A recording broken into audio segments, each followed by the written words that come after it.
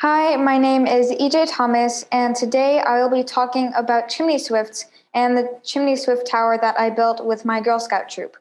I'm 12 years old and a member of the Northeast chapter of the Ohio Young Birders Club.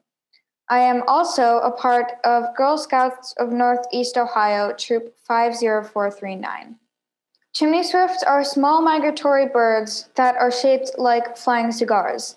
They eat literally tons of flying insects that people consider pests, like mosquitoes. Unfortunately, their populations are declining.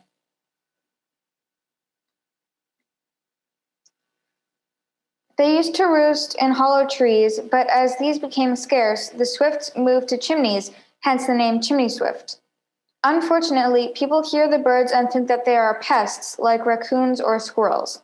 This leads to people capping their chimneys and robbing the birds of roosting and nesting places. There are a couple reasons why this is bad. One reason is that chimney swifts are built so that they can't land on horizontal surfaces or even tree branches. If one were to land on the ground, it would be impossible for it to take off again. They spend almost all of their time in the air. Another reason is that swifts can only have one nest per chimney. Chimney swift nests are small and shaped sort of like a wreath. They are stuck to the walls of chimneys or towers with chimney swift saliva, which turns into a sort of glue when in contact with air. In the picture, you can see a nest full of swift babies. During migration, there can be thousands of swifts in one chimney. They start entering around sunset and just after dusk. As they go in for the night, they form a tornado shape going into the chimney. Here is a video of some swifts entering a chimney.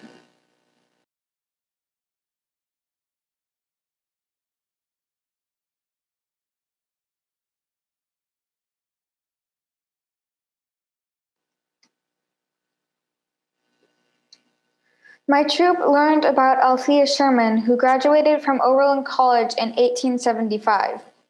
She was the first person to construct a tower to study the life cycle of chimney swifts in the early 1900s. A lot of what we know today about swifts came from her research. She wasn't a trained ornithologist, but studied the birds that came to her property in Iowa. She published her research in ornithology journals. To help chimney swifts now, people are starting to build structures called chimney swift towers.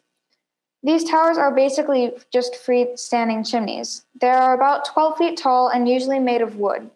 Althea Sherman was especially interesting to us because we live in Oberlin and plan to put up our swift tower there. We started by buying the lumber at Slyman Lumber in January 2020.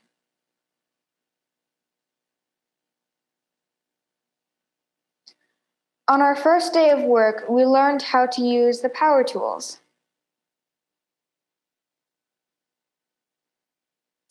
One of the Girl Scouts' dads is an architect, and he had a large garage and a lot of tools. He set up stations so that every girl got to try all of the tools. After one day's work, we had the basic frame completed.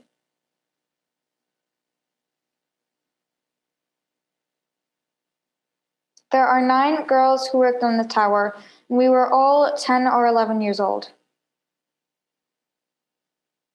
In early February, we worked for another whole day and added insulation in the outer layer.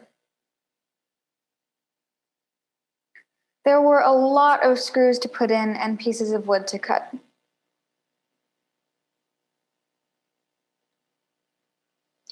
The tower was so long it could barely fit inside the garage. At the end of 2 days' work, the tower structure was complete. All 9 of us were very happy when it was done. We think it weighed at least 400 pounds. It took 8 adults to carry the tower onto the Tyson's front porch.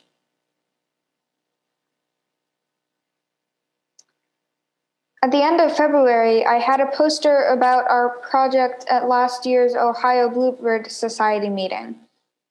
I think that was the last gathering I went to.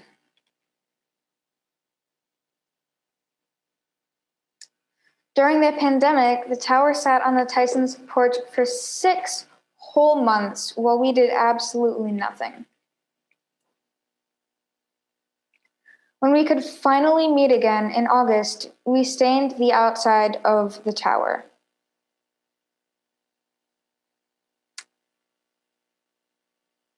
Because we had to work in small groups, it took 4 days. We visited the Oberlin Preserve where we plan to put up the tower. My mom is standing where the tower is going to go. Just before we put it up, Kate Palaki and I spray painted stencils of swifts on the top of the tower. We cut stencils in shelf paper that we stuck to the tower, then spray painted. They weren't perfect up close, but looked great from a distance. On September 3rd, the parents loaded the tower into a trailer.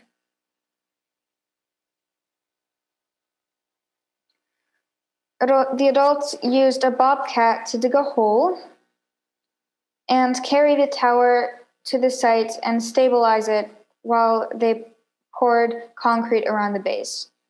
We got to see it once it was up. 6 of the 8 of us were there.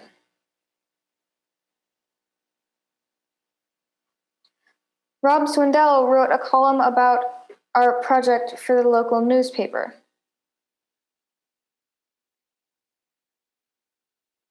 On October 4th, the whole troop gathered at the tower to receive the Bronze Award, which is the highest award a junior Girl Scout can receive.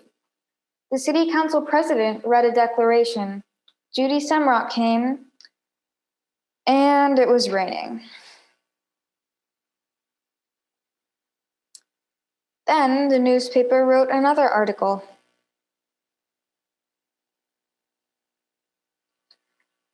So the requirements for a Bronze Award are you have to identify a need, you have to have community partners, you have to leave a lasting legacy with your project, and you have to complete at least 20 hours of work.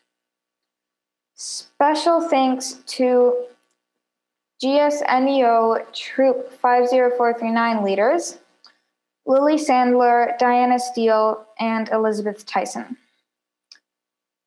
To the architect's dad, Travis Tyson, and to our community partners, Western Reserve Land Conservancy, Black River Audubon Society, Ohio Ornithological Society, and Oberlin College Green Edge Fund. Thank you for watching.